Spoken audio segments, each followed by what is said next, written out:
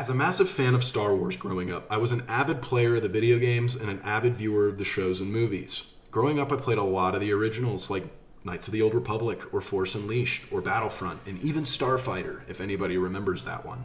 I loved those games dearly and still do. Maybe we'll even do a retrospective on some of the older Star Wars games in the future if any of you have any interest in that. Point is, I really loved Star Wars. That was until Disney took over and dropped a steaming pile of crap upon the franchise with the sequel trilogy. While I enjoyed Force Awakens, it was essentially a repeat of A New Hope, but I left the theaters with hope for the future of the sequels, which was utterly crushed. I remember walking out of The Last Jedi and Rise of Skywalker talking to my family about how much I actually hated them and how they should have never been made. I honestly feel bad for all the actors in those movies because they are great at what they do, and they did a good job. They were the only reason those movies were even slightly entertaining, for me at least. However, I fell off of Star Wars for a long time because of Disney and their misdirection with this franchise, thanks to Kathleen Kennedy. But regardless, because of this misdirection, the franchise didn't feel as special to me anymore. However, that was until I played Jedi Fallen Order for the first time about a year ago. I always heard good things, but my love for Dark Souls and God of War actually made me play it because I absolutely adore those games. And everyone said it's much more in line with them in terms of gameplay, which it totally is, and I love that. However, the story told in Jedi Fallen Order was amazing, and I absolutely loved it. A Jedi by the name Cal Kestis, a survivor of Order 66, or the Purge of the Jedi Order, has to figure out the remnants of the Jedi Order and wants to raise a new generation of Jedi to take the fight to the Empire, especially Lord Vader and the Emperor. In order to do so, he needs to find a device which can locate Force-sensitive people, or something along those lines, in order to rebuild. However, the characters introduced, such as Grease, BD-1, Seer, and even Marin, and all of their interactions together make you fall in love with the story because the characters have great motivations and goals. They all have troubled pasts that they have to deal with simultaneously. And overall, the game was just an absolute banger. And it was obvious due to its success and where the story left us that there was going to be a sequel. So now without further ado, here's my opinion on Jedi Survivor, which if you don't already know, is the 2023 sequel to that marvelous game. We first have to discuss graphics. I know you've heard or experienced the complaints to some degree, so unfortunately we have to address this first. The graphics are actually gorgeous, when they want to work properly. The game has poor optimization and file compression issues. At the time of making this video, the game currently sits at a whopping 130 gigabytes flat. So had they reduced it down to 80 or 100 gigabytes, or something around there, I wouldn't be as mad when it comes to file size compression. I feel as though this file size issue actually causes problems within the game itself, which is just my theory, and we'll discuss actual in-game issues with reference to this shortly. However, as for graphics, the game is gorgeous and has some of the most beautiful world designs and styles I have seen in a while. Not one of the worlds is super ugly aside from maybe Coruscant, but that's intentional because it's Coruscant. Only when the game works is it gorgeous. And unfortunately, the game, even on a 12700K processor, 32 gigabytes of RAM, and even a 3080 Ti, I had a max of 60 frames per second, and not even a stable 60 frames when it was performing its best. However, this is prior to the update they released shortly after the game's launch, which fixed the issue regarding non-ray tracing performance. After the update, the game actually ran much better, but in some areas of the worlds and the holotable map on the Mantis, the game actually performed even more poorly, getting down to as low as 20 FPS when just looking at the galactic map. However, the game on average performed around 100 to 110 FPS with my specific system and after the update was live. The graphics surely were not ideal when it came to performance at launch and a few of the following days after, especially considering this is a $70 price tag game, but after the update it was far more enjoyable, but still not ideal. As for gameplay, the game is actually so much fun to play, and it feels so in line with that of Dark Souls or the new God of War games, as previously mentioned. Anything with combat loops similar to those games gets my seal of approval automatically, so long as they're done justice. The gameplay is basically the same thing from Fallen Order, however many new additions have been added. The gameplay this time around has actually become more multifaceted and interesting compared to the first game. For example, there are new saber stances with the ones we already had from Fallen Order. That being single-handed, double-bladed, double-handed, and the new stances being a heavy guard greatsword and a creatively fun chain-based blaster stance, which may have been my new favorite. as you get to become a space wizard cowboy, and it truly feels like it. The enemies are varied and have different levels of difficulty, like the super easy battle droid you can just slice through with one hit, or the challenging purge trooper that kind of just pops off on you and takes you by surprise. The multiple different stances are actually effective against these different kinds of enemies, like the single-handed stance being the best for an all-around combat experience that can take on bosses much easier. The double-bladed being a really good defense stance, taking on waves of enemies easier. The double-handed being an offensive stance only, with minor blocking ability, providing a super aggressive playstyle against pretty much anything. The new blaster stance provides the user with not only a creatively fun way to play, but an effective chain-based combat loop.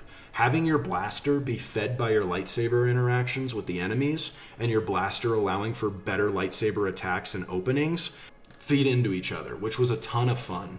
And lastly, my least favorite, but my favorite looking stance being the Heavy Guard Greatsword, which is great for powerful attacks and has the best blocking stat in the game. However, it is incredibly slow. It's almost a polar opposite to the double-bladed stance.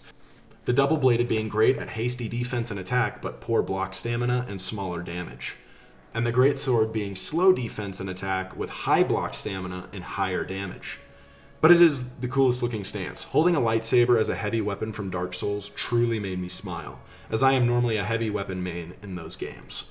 The traversal or platforming is also very solid, but not very different compared to the first game. Overall, I don't have too many complaints and found the gameplay as a major step up from the original. As for the story at first is interesting, yet directionless in my opinion.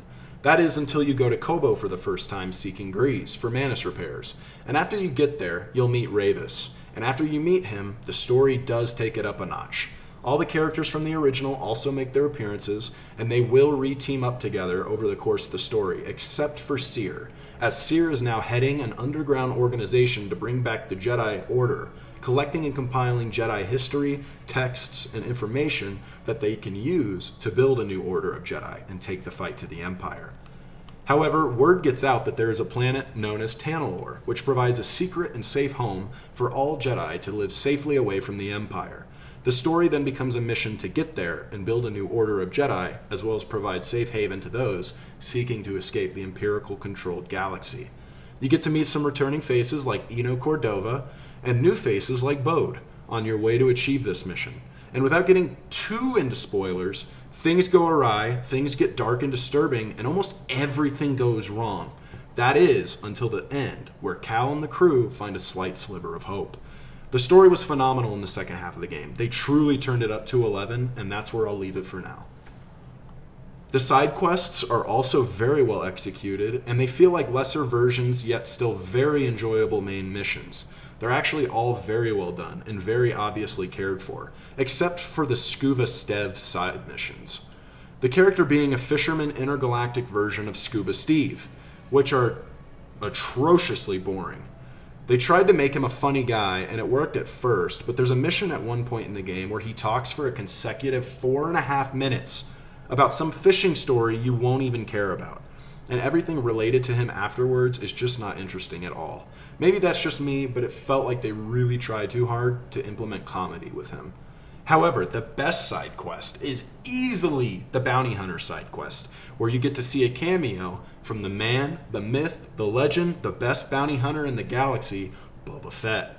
But overall, the side quests were fun and interesting, and they were just a great time. As for customization, I don't even know where to begin with customization. Customization in this game has become so grand.